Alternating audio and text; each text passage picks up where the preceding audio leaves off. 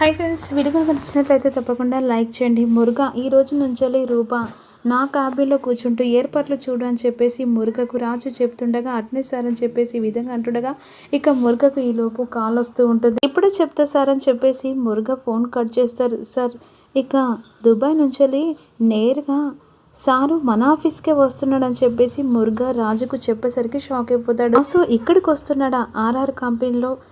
ఇక ఈ కంపెనీలో ఎవరు ఉండాలి, ఎక్కడ ఉండాలనేది బాస్ వచ్చిన తర్వాతే డిసైడ్ చేస్తాడని చెప్పేసి రాజు అంటాడు. రాజు ఈ బాస్ ఎవరు అని చెప్పేసి రూప అడుగుతుండగా ఈ పొజిషన్లో నేనున్నానంటే అతనే కారణం, అంతేకాకుండా ఇన్ని కోట్లు సంపాదించానంటే అతని వల్లే అని చెప్పేసి ఈ విధంగా రాజు చెప్తూ ఉంటాడు. దుబాయ్లో నన్ను చూసుకుంది ఆయనే, ఈ కంపెనీని ఇచ్చింది కూడా ఆయనే, కాకపోతే ఇంత సడన్గా ఇక్కడికి ఎందుకు వస్తున్నాడు అని చెప్పేసి రాజు అనుకుంటూ ఉంటాడు. రూప నాతో రా అని చెప్పేసి ఆఫీస్ దగ్గరికి తీసుకెళ్తుండగా ఈలోపు శ్వేత ఈ విధంగా అడుగుతూ ఉంటుంది. మధ్యలో ఈ బాస్ ఎవరు అని చెప్పేసి అంటుండగా నాకు కూడా తెలియదు శ్వేత గారు అని చెప్పేసి గౌతమ్ అంటుండగా నాకు తెలిసినంత వరకు ఇక దుబాయ్లో బాస్ ఉండేవాడని చెప్పేవాడు, అతనే కావచ్చు అని చెప్పేసి ఈ విధంగా రేణుక అంటుంది. ఇప్పుడు ఈ బాస్ ఎందుకు వస్తున్నాడు అని చెప్పేసి ఈ విధంగా గౌతమ్ కంగారు పడుతుండగా బాస్ కోసం బయట ఎదురు చూస్తుండగా ఎన్ని రోజుల నుంచి హ్యాపీగా ఉండడం ఇదే చూస్తున్నానని చెప్పేసి రూప అంటుండగా అసలు ఆ బాస్ వల్ల ఈ పొజిషన్లో ఇలా ఉన్నాను రూపమ్మ అని చెప్పేసి ఈ విధంగా రాజు అంటూ ఉంటాడు. అందుకే రాజు నువ్వు ఎక్కడున్నా మంచి జరుగుతుందని చెప్పేసి రూప అంటుండగా ఈ లోపు దాదా ఇక రానే వస్తాడు. దాదా వీళ్ళే మన స్టాఫ్ అని చెప్పేసి లోపలికి తీసుకొని వస్తూ ఉంటాడు గౌతమ్. శ్వేత రేణుక అందరినీ పరిచయం చేస్తూ ఉంటాడు దాదాకి. అందరికీ ఇక నమస్కారం పెడుతుండగా ఈ దాదా అదే స్థానంలో అదే దాంట్లో సేల్స్ మ్యాన్గా ఉండేవాడు, ఇప్పుడు అదే కంపెనీకి మేనేజర్ అయ్యాడని చెప్పేసి దాదా గురించి చెప్తూ ఉంటాడు రాజు. క్లాప్స్ కొట్టిన తర్వాత కంపెనీ CEO దుబాయ్లో ఉంటారు అని చెప్పాను కదా, అతను ఎవరో కాదు ఈయన అని చెప్పేసి ఇంటర్వ్యూ చేస్తూ ఉంటాడు రాజు. మిస్టర్ షేక్ అబ్దుల్లా అని చెప్పేసి ఈ విధంగా పరిచయం చేస్తుండగా హాయ్ సార్ గౌతమ్ అని చెప్పేసి గౌతమ్ కూడా పరిచయం చేసుకుంటూ ఉంటాడు. ఇతను ఎవరు రాజు అని చెప్పేసి ఈ విధంగా రాజును అడుగుతుండగా ఈ కంపెనీలో పార్ట్నర్ అని చెప్పేసి రాజు అంటుండగా పార్ట్నర్ నేను సిగ్నేచర్ చేయకుండా పార్ట్నర్ ఎలా అయ్యాడని చెప్పేసి ఇక దాదా అడుగుతూ ఉంటాడు. అంటే ఈ కంపెనీలో పార్ట్నర్ కాదా అని చెప్పేసి శ్వేత అడుగుతుండగా ఈ కంపెనీలో 40% షేర్స్ నాయి ఉన్నాయి సార్ అని చెప్పేసి గౌతమ్ అంటూ ఉంటాడు. డాక్యుమెంట్స్ కూడా చూపిస్తా అని చెప్పేసి ఈ విధంగా గౌతమ్ అంటుండగా అవసరం లేదు, ఎందుకంటే సమాధానం చెప్పాల్సింది నాకు కాదు ఇక మా బాస్కి అని చెప్పేసి ఈ విధంగా అంటూ ఉంటాడు. ఇక ఎంతమంది ఉన్నారు అని చెప్పేసి ఈ విధంగా శ్వేత అంటుండగా నాకు కూడా తెలియదు శ్వేత గారు అని చెప్పేసి గౌతమ్ అంటుండగా ఏంటి ఇక మీ పార్ట్నర్ ప్రశ్నాధికంగా మారిందని చెప్పేసి కంగారు పడుతున్నారని చెప్పేసి రూప అడుగుతూ ఉంటుంది. ఆ బాస్ వస్తే మెడ పట్టుకొని బయటికి గెంటేస్తారని భయపడుతున్నారా అని చెప్పేసి ఈ విధంగా రూప అంటుండగా ఏ రూప ఈ కంపెనీలో నేను చిన్న బాస్ని, నీ కంపెనీకి నేను చిన్న బాస్ని అని చెప్పేసి ఈ విధంగా శ్వేత రూపపై కోపంగా మాట్లాడుతూ ఉంటుంది. మా డాడ్ ఈ స్టేట్కి సీఎం తెలుసా, నేను తలుచుకుంటే మీ బాస్ ఉండడు వాళ్ళ బాస్ కూడా ఉండనే ఉండడని చెప్పేసి శ్వేత పొగరుగా మాట్లాడుతూ ఉంటుంది. అధికారం అనేది ప్రజల కోసం ఉపయోగించాలే కానీ కక్ష కోసం కాదని చెప్పేసి రూప అంటూ ఉంటుంది. నువ్వు నాకు చెప్పేదేంటి అని చెప్పేసి రూప మెడలు పట్టుకొని గెంటేస్తుండగా విరూపాక్షి వచ్చి పట్టుకుంటుంది.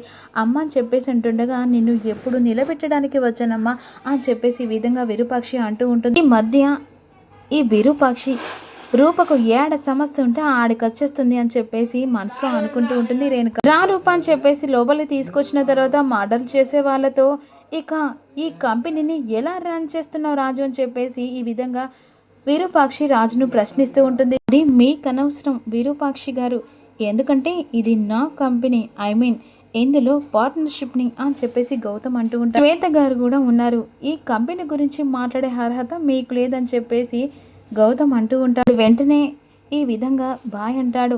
వీడెవడో చాలా కామెడీ చేస్తున్నాడు, ఇక ఆర్ఆర్ కంపెనీ హెడ్ మీరు అనుకున్నట్టు నేను కాదు, ఆర్ఆర్ కంపెనీ ఇక ప్రారంభించింది, వృద్ధిలోకి తెచ్చింది, మీ అందరికీ జాబ్ ఇచ్చింది నేను కాదు. ఆ మాట విని అందరూ ఒకరి మొక్కలు ఒకరు చూసుకుంటుండగా ఈ కంపెనీ ప్రారంభించింది, దీనికి హెడ్ మా బాస్ విరూపాక్షి గారు అని చెప్పేసి ఒక్కసారి బాయ్ చెప్పిన మాటలు విని అందరూ షాక్లో ఉండిపోతారు.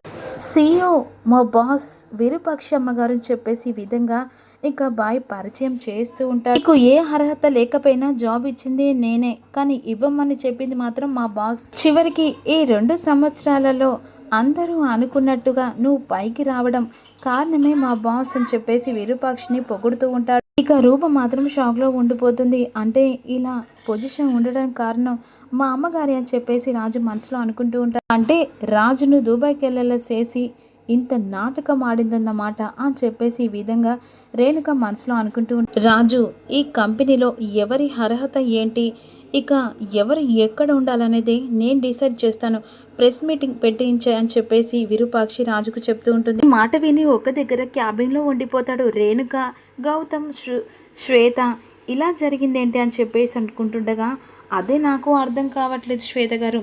విరూపాక్షికి ఈ కంపెనీలో షేర్ ఉందని తెలుసు, ఆ షేరు నేనే తీసుకున్నాను కూడా నాకు తెలుసు. రేణుక, ఇప్పటి మటుకు ఈ విషయం ఎవరికీ తెలియదు, నువ్వు మాత్రం చెప్పుకో అని చెప్పేసి గౌతమ్ అంటుండగా, వాళ్ళేమన్నా నా చుట్టాల గౌతమ్ అన్నే మోసం చేశారు అని చెప్పేసి అంటుండగా శ్వేత కోపంగా చూస్తుండగా, గట్ల చూస్తున్నా శ్వేత గారు, నీకంటే ముందే మా ముత్యాలత్త రాజుని నాకిచ్చి పెళ్లి చేస్తానని గట్ట మాట ఇచ్చి దుబాయ్కి వెళ్ళి డబ్బులు సంపాదించుకొచ్చిన తర్వాత ప్లేటు పేదాయించి నీకు గాలం వేశారు. రేణుక, పాస్ట్ ఈస్ పాస్ట్, ఇక జరిగిన దాన్ని కాదు జరగబోయే దాని గురించి ఆలోచించాలని చెప్పేసి శ్వేత అంటుంది. విరూపాక్షి ప్రెస్ మీట్ పెట్టమంది. ఇక నేను ఇందులో పెద్ద సీఓ అని చెప్పడానికి కావచ్చు, అంతేకాదు ఒకవేళ రాజు పెళ్లి గురించి కడుపులో బిడ్డ కోసం ఇవన్నీ ప్రెస్ మీట్స్లో చెప్పేస్తే అని చెప్పేసి రేణుక అనుకుంటూ ఉంటుంది. గ్రెచ్ ప్రకారం కంపెనీలో మనని బయటికి పంపించేయాలని చేస్తారు, మనకి ఇందులో షేర్ ఉంది కాబట్టి ఇక ఆ ప్రయత్నం అయితే కరెక్ట్ కాదు, ఏం చేస్తున్నారో అర్థం కావట్లేదని చెప్పేసి గౌతమ్ అంటుండగా, ఇక అంతకంటే ముందు వాళ్ళు ఏం చేస్తున్నా మనం తెలుసుకోవడానికి మనం ముగ్గురం ఒకటైతే చాలు అని చెప్పేసి అనుకుంటుండగా, అప్పుడు శ్వేత, రేణుక మాతో కలువు, ఇక మనం ముగ్గురం కలిసి వాళ్ళని తొక్కి అణచేద్దాం అని చెప్పేసి శ్వేత రేణుకని అడుగుతూ ఉంటుంది. నేను ఒంటరిదాన్ని అయిపోయాను, మీతో చేతులు కలపడం తప్ప వేరే దారి లేదని చెప్పేసి రేణుక అనుకుంటూ ఉంటుంది. రేణుక, ఏం ఆలోచిస్తున్నాం, మన ముగ్గురు ఆలోచనలు వాళ్ళని ఎదుర్కొనేలా చేయాలి. సరే గౌతమ్ అని చెప్పేసి ముగ్గురు ఆలోచన పట్టు ముగ్గురు ఒకటవుతారు. సరే గౌతమ్ చెప్పేసి ముగ్గురు చేలు కలుపుతారు.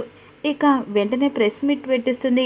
మీరు సీఈఓ ఉండి ఇంతకాలం ముందుకు రావకపోవడం ఎందుకు అని చెప్పేసి అడుగుతూ ఉంటారు. ఇంట గెలిచి రచ్చ గెలవమని అంటారు, కానీ నేను ఇంట గెలవలేకపోయాను, అందుకే ఇన్ని రోజులు మీడియా ముందుకి రాలేకపోయానని చెప్పేసి విరూపాక్షి ఇక ప్రెస్ మీట్లో చెప్తూ ఉంటుంది. ఇంట్లో గెలిచారా మేడం అని చెప్పేసి అంటుండగా, గెలవలేదు, ఎందుకంటే నా కూతురు కూడా నాలాగే అవుతుందని ఇక నేను మాత్రమే బయటకు వచ్చానని చెప్పేసి విరూపాక్షి చెప్తూ ఉంటుంది. నన్ను బయటికి రాకుండా చేయడానికి కిడ్నాపులు చేయడం, బంధించుకోవడం, వాళ్ళ దగ్గర నుంచి తప్పించుకోవడం. గౌతమ్ వైపు చూసుకుంటూ విరూపాక్షి, కొందరైతే నన్ను చంపాలని కూడా చూశానని చెప్పేసి అంటూ ఉంటుంది. నాలాంటి ప్రతి మహిళ ఓడిపోయినా కూడా ఇలా ముందడిగేయాలని చెప్పేసి నేను ప్రెస్ మీట్ పెట్టానని చెప్పేసి అంటుండగా, అవును మేడం, ఆర్ఆర్ అంటే ఏంటి మేడం, అర్థం ఏంటి చెప్పేసి అడుగుతూ ఉంటారు. నా కూతురు రూప, నా అల్లుడు రాజు అని చెప్పేసి విరూపాక్షి చెప్తూ ఉంటుంది. సాక్షాత్తు అమ్మవారిలాగా ఉన్నారని చెప్పేసి మురుగా అనుకుంటుండగా, ఈరోజు ప్రెస్ మీట్ పెట్టడం, ఇక నా బిడ్డను అవమానించడం నాకు మాత్రం నచ్చలేదు, అందుకే ప్రెస్ మీట్ పెట్టానని చెప్పేసి ఈ విధంగా విరూపాక్షి అంటుంది. అందుకే నా కూతుర్ని నా స్థానంలో నిలబెట్టాలని నిర్ణయించుకుంటున్నాను చెప్పేసి విరూపాక్షి మాటలు విని రేణుక, గౌతమ్, శ్వేత షాక్ అయిపోతారు. ఈ లోపు టీవీ పెట్టడానికి ఇక సూర్యప్రతాప్ టీవీ ఆన్ చేస్తారు. హాల్లో విజయాంబిక కూడా ఉంటుంది. రూప ఈ రోజు నుంచి ఆర్ఆర్ కంపెనీకి కొత్త సీఈఓ రూప అని చెప్పేసి ఇక అందరికీ చెప్తూ ఉంటుంది విరూపాక్షి. టీవీ పెట్టిన సూర్యప్రతాప్ వెంటనే విరూపాక్షి ఆర్ఆర్ కంపెనీ సీఈఓగా ప్రకటిస్తున్న రూపనని చెప్పేసి న్యూస్ చూసి ఒక్కసారి షాక్ అయిపోతారు. అందరూ హాల్లోకి వచ్చి టీవీ చూస్తూ షాక్ అయిపోతారు. మరోవైపు ముత్యాలను ఇక అప్పలనాయుడు కూడా ముత్యాలైతే నోరెళ్ళబెట్టి చూస్తూ ఉంటుంది. రూప ఊహించిన ట్విస్ట్ ఇక విరూపాక్షి ఇచ్చేసరికి అందరూ షాక్లో ఉండిపోతారు. కాంగ్రెస్ చెప్తూ ఉంటారు, రూప సీఈఓ అయిందంటే ఇక చెప్పక్కర్లేదు, నా పరిస్థితిలో ఇలా ఉంటే వీళ్ళ ఇద్దరి పరిస్థితి ఇంకా ఘోరంగా ఉంటుందని చెప్పేసి రేణుక అనుకుంటూ ఉంటాను. అమ్మగారి గురించి అని చెప్పేసి అడుగుతుండగా, ప్రస్తుతానికి నాకు మాటలు రావట్లేదు, సక్సెస్ అయిన తర్వాత నేను మాట్లాడతానని చెప్పేసి రూప అంటుంది. రాజుగాని కంపెనీకి అసలు ఓనరు అదే సీఓ విరూపాక్షి అట తమ్ముడు అని చెప్పేసి విజయాంబిక అంటూ ఉంటుంది. తమ్ముడు, ఆ విరూపాక్షి రూప జీవితంలోకి ఇప్పుడు రాలేదు, ఎప్పుడో వచ్చింది. తను కనబడకుండా రాజుగాని ఎండి సీట్లో కూర్చోబెట్టింది. ఆ కంపెనీలోనే రూప కూడా జాబ్ లోకి వెళ్ళింది. ఇప్పుడు అదే కంపెనీకి రూపని సీఈఓగా చేసింది. ఇదంతా రూపని మనకు దూరం చేయడానికి పక్కా ప్లాన్ తో చేసింది తమ్ముడు. దరిద్రం గురించి ఇంట్లో మాట్లాడకూడదని చెప్పాను కదా, మళ్ళీ ఎందుకు మాట్లాడుతున్నా అని చెప్పేసి సూర్యప్రతాప్ కోపంగా అంటాడు. కాదు తమ్ముడు, వదక కర్మకాలి ఈ దరిద్రాన్ని టీవీలో కూడా చూడాల్సి వస్తుంది. తన ప్లాన్ తో రాజుగాని ఇక దుబాయ్ పంపించి పెళ్లి చేసింది. ఇక నన్ను మాత్రం టచ్ చేయలేదక్క అని చెప్పేసి ఈ విధంగా సూర్యప్రతాప్ అంటూ ఉంటాడు. నా జీవితంలో విరూపాక్షి ఎంతో, రూప కూడా అంతే అక్క. అక్కడి నుంచి సూర్యప్రతాప్ వెళ్ళిన తర్వాత విరూపాక్షి దుబాయ్కి ఎప్పుడు వెళ్ళింది, అది కోమాలోనే ఉంది కదా, ఇదంతా వాళ్ళ ప్లాన్లో భాగమేనా తెలుసుకోవాలని చెప్పేసి విజయాంబిక ఆలోచిస్తూ ఉంటుంది.